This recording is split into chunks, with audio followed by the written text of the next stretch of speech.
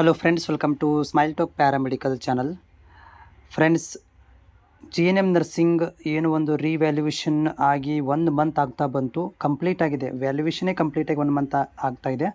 So ನಿನ್ನೆ ನಾನು ಸಂಬಂಧಪಟ್ಟಂಥ ಒಂದು ಅಧಿಕಾರಿಗಳಿಗೆ ಕಾಲ್ ಮಾಡಿದಾಗ ಅವರು ಹೇಳಿರೋದೇನಂತಂದರೆ, ಈಗಾಗಲೇ ವ್ಯಾಲ್ಯೂಯೇಷನ್ ಕೂಡ ಕಂಪ್ಲೀಟ್ ಆಗಿದ್ದು ನಿಜ.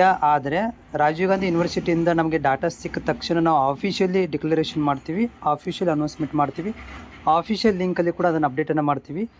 ಅದರ ಪ್ರಕ್ರಿಯೆ ನಡೀತಾ ಇದೆ. ನಮಗೆ ರಿಶ್ಯೂ ಮಾಡ್ಕೊಳ್ಳೋಂಥ ಪ್ರಕ್ರಿಯೆ ನಡೀತಾ ಇದೆ. ಭಾಗಶಃ ಅಂದರೆ ಗ್ಯಾರಂಟಿ ಡೇಟ್ಗಳನ್ನು ಅವ್ರು ಹೇಳಿಲ್ಲ. ಈ ಬರುವಂಥ ವಾರದಲ್ಲಿ, ಅಂದರೆ ಈಗ ಮಂಡೆಯಿಂದ ಸ್ಟಾರ್ಟ್ ಆಗುತ್ತಲ್ಲ, ಆ ಒಂದು ವಾರದಲ್ಲಿ ನಿಮ್ಗಳಿಗೆ ರಿಸಲ್ಟನ್ನು ನೋಡಲಿಕ್ಕೆ ಸಿಗಬಹುದು. ಯಾಕಂತಂದರೆ ಈಗಾಗಲೇ ತಡ ಆಗಿದೆ, ಡಾಟಾವನ್ನು ರಿಸೀವ್ ಮಾಡ್ಕೊತಾ ಇದ್ದೀವಿ ಅಂತ ಈ ಒಂದು ರೀತಿಯಲ್ಲಿ ನನಗೆ ಮಾಹಿತಿಯನ್ನು ಕೊಟ್ಟಿರುವಂಥದ್ದು. ಬಟ್ ಎಕ್ಸಾಕ್ಟ್ಲಿ ಯಾವ ದಿನಾಂಕ ಅಂತ ಕೇಳಿದಾಗ ಅದಕ್ಕೆ ಅವರು ನಮಗೆ ಸ್ಪಷ್ಟವಾದಂಥ ಮಾಹಿತಿನ ಕೊಡಲಿಲ್ಲ. ಬರುವಂಥ ವಾರದಲ್ಲಿ ಆಲ್ಮೋಸ್ಟ್ ರಿಸಲ್ಟ್ ಡಿಕ್ಲರೇಷನ್ ಆಗುವಂಥ ಸಾಧ್ಯತೆ ಇದೆ. ಆಲ್ರೆಡಿ ಲೇಟ್ ಆಗಿದೆ ನಿಜ ಅದು, ಬಟ್ ರಿಸಲ್ಟ್ ಡಿಕ್ಲರೇಷನ್ನ ಮುಂದಿನ ವಾರದಲ್ಲಿ ಮಾಡ್ಬೋದು. ಆಮೇಲೆ ಇಲ್ಲಿ ಇನ್ನೊಂದೇನಪ್ಪ ಅಂದರೆ, ಈ ಕೌನ್ಸ್ಲಿಂಗ್ ಪ್ರಕ್ರಿಯೆ ಒಂದು ಆರಂಭವಾಗಿದ್ದ ಕಾರಣ ಅದು ಕೂಡ ಒಂದು ಕಾರಣ ಆಗಿದೆ.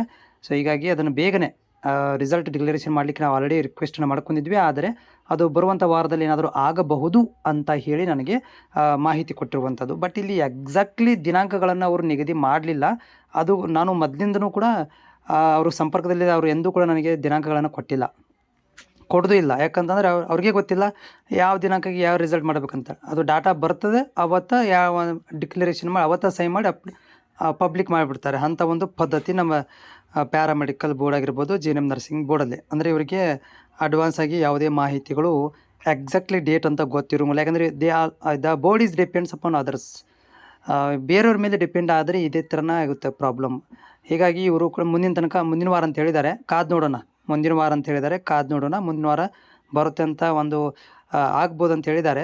ಎಷ್ಟರ ಮಟ್ಟಿಗೆ ಅದು ಆಗುತ್ತೆ ಅನ್ನೋದನ್ನು ನಾವು ಕಾದು ನೋಡಬೇಕಾಗುತ್ತೆ.